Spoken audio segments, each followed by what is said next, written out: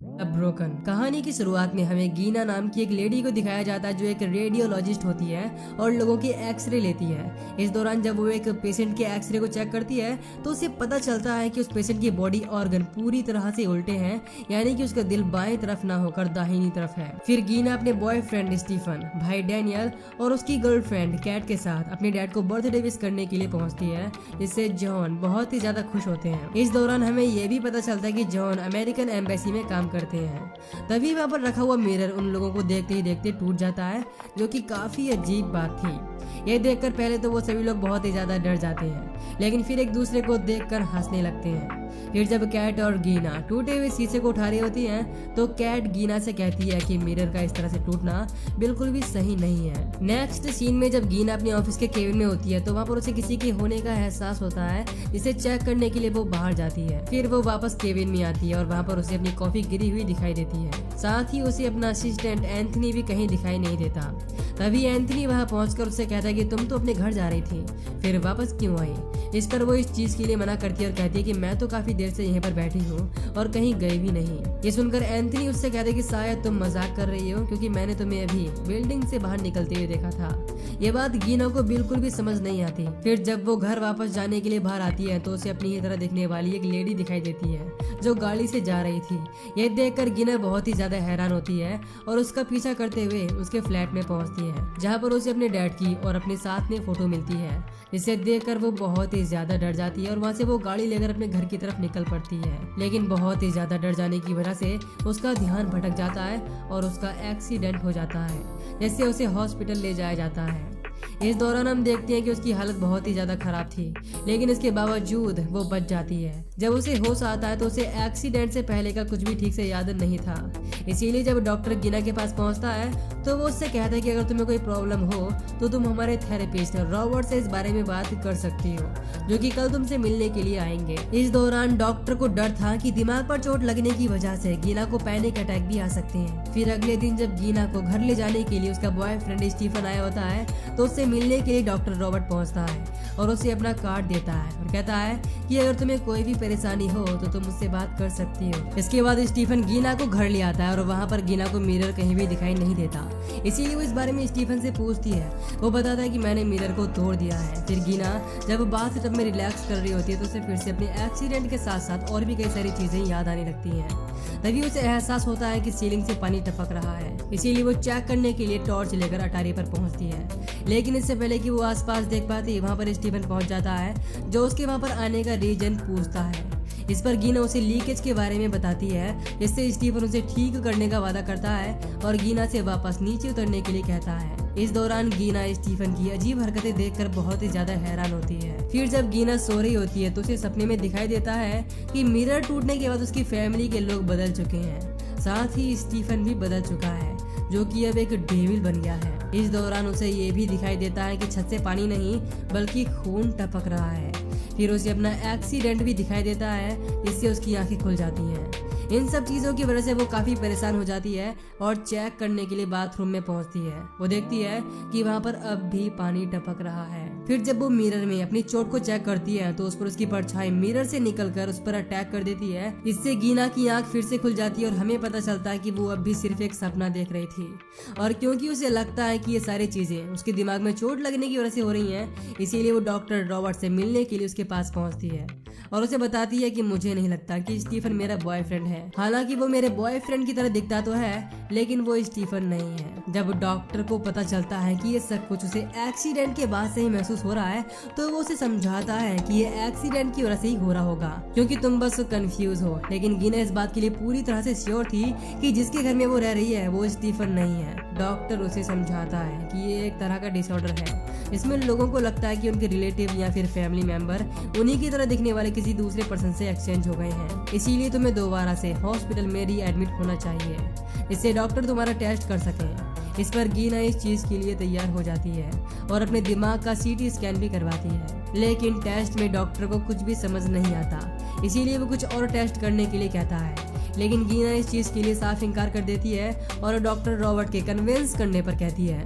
कि मेरे पास कुछ ऐसे फोटोग्राफ्स हैं जो मुझे याद भी नहीं है कि मैंने कभी खींचे भी थे। साथ ही मुझे स्टीफन के इस तरह से बदलने का रीजन बिल्कुल भी समझ नहीं आ रहा। इस पर रॉबर्ट उसे समझाता है कि ये सारी चीजें तुम्हारी मेमोरी की वजह से हो रही हैं। वो जैसे ही वापस आएंगी सब कुछ बिल्कुल ठीक हो जाएगा। इसके बाद गीना अपनी याददाश्त वापस लाने के लिए अपनी एक्सीडेंट हुई कार को चेक करने का फैसला करती है और गैरेज में पहुंचती है। वो देखती है कि उसकी गाड़ी की हालत बहुत ही ज्यादा खराब है।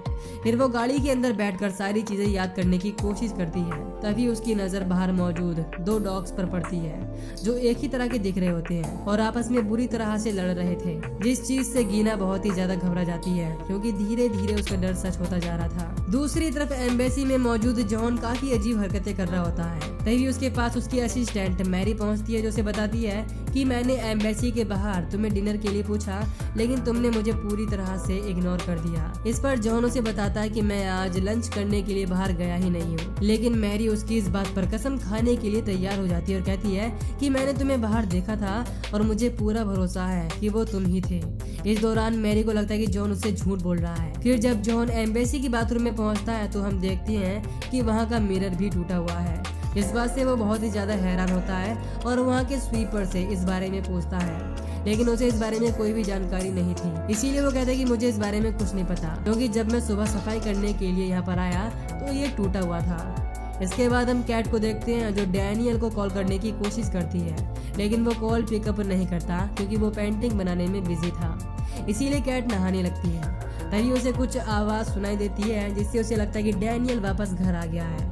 इसीलिए उसे आवाज लगाती है लेकिन उसे कोई भी जवाब नहीं मिलता। उसी समय उसका सोप पानी में गिर जाता है जिसे वो उठाने की कोशिश करती है। तभी उस पर उसी की तरह दिखने वाली एक दूसरी लड़की अटैक कर देती है और उसके मुंह के अंदर अपना हाथ डाल देती है, जिसकी वजह से कैट बुरी तरह मारी जाती है। फिर हम देखते हैं कि उसके घर में लगा हुआ मिरर टूट गया है जिसमें कैट ने कुछ देर पहले ही खुद को देखा था। इसके बाद हम गीना को देखते हैं जो कहीं जा रही होती है। तभी उसे याद आता है कि जब उसका एक्सीडेंट हुआ था तो वो एयर बैग की वजह से बच गई थी, जिससे वो काफी हैरान होती है। फिर जब वो मेट्रो स्टेशन से बाहर निकल रही होती है तभी कुछ लोगों के धक्का लगने की वजह से उसके हाथ में मौजूद फोटो मेट्रो ट्रैक पर गिर जाती है, जिससे वो उठाने की कोशिश करती है। हालांकि उसी समय मेट्रो आ जाती है लेकिन गीना उस फोटो को उठाने में कामयाब हो जाती है। इसके बाद वो अपने डैड से मिलने के लिए जाती है क्योंकि उसे उनकी बहुत ही ज्यादा चिंता हो रही थी। फिर वो उनसे मिलने के बाद उन्हें बताती है कि मैंने ऐसी लड़की को देखा जो बिल्कुल मेरी तरह दिख रही थी। फिर वो अपने डैड को अपने पास मौजूद फोटो भी दिखाती है और बताती है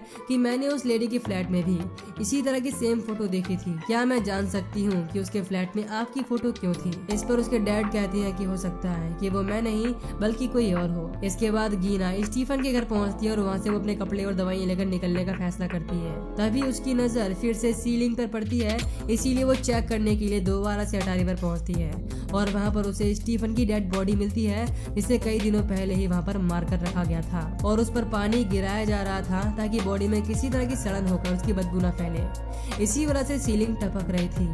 ये देखकर गीना बहुत ही ज्यादा घबरा जाती है और अपने डैड जॉन को कॉल करके इस बारे में बताती है। इस पर वो उसे पुलिस को कॉल करने के लिए कहते हैं। इस दौरान स्टीफन गीना को कॉल करते हुए देख लेता है, जिससे पता चलता है कि वो स्टीफन नहीं बल्कि स्टीफन का हमशक्ल है और उसने असली स्टीफन को मार दिया है। दूसरी तरफ जॉन इससे पहले कि पुलिस को कॉल कर पाता उसके पास भी उसका हमशक्ल पहुंच जाता है जो उस पर अटैक करके उसे मार देता है।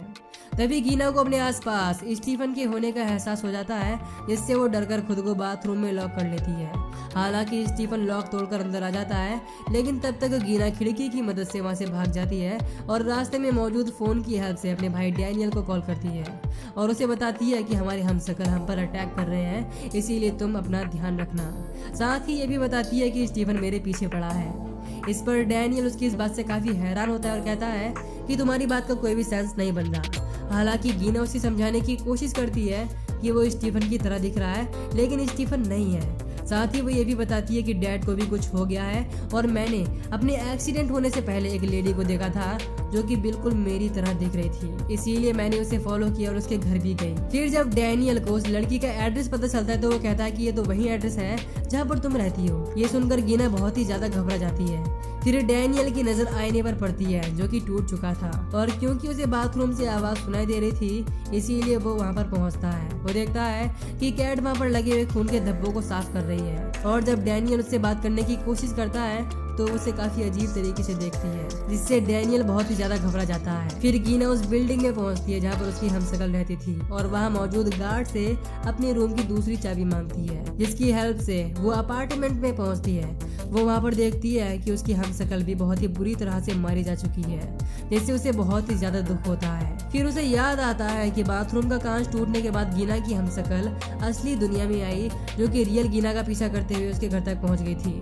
और जब गीना उसके सामने आई तो वो अपनी हमशक्ल को देखकर काफी हैरान होती है, लेकिन इससे पहले कि वो कुछ समझ पाती, गीना की हमशक्ल उस पर अटैक करके उसे बहुत ही बेरहमी से मार देती है। इससे ये भी क्लियर हो जाता है कि जिस गीना को अब तक हम देख रहे थे वो असली नहीं बल्कि हमशक्ल थी, जिसने गीना को मारकर उसकी जगह ले ली थी। इसके बाद इस चीज को चेक करने के लिए गीना अपना एक्सरे करती है और उसे एहसास होता है कि उसकी बॉडी के ऑर्गन उल्टे हैं, जिससे ये बात कंफर्म हो जाती है कि वो एक हमशक्ल है। इसीलिए वो एक्सरे को डस्टबिन में डाल देती है। तभी वहाँ पर उसे अपना भाई डैनियल दिखाई देता है, जो उसे देखकर पहचान लेता है कि वो उसकी सिस्टर नहीं है। इसीलिए वो डरकर वहाँ से भाग जाता है। इस दौरान उसे इस तरह से भागते हुए देखकर गीना मुस्कुरा रही होती है।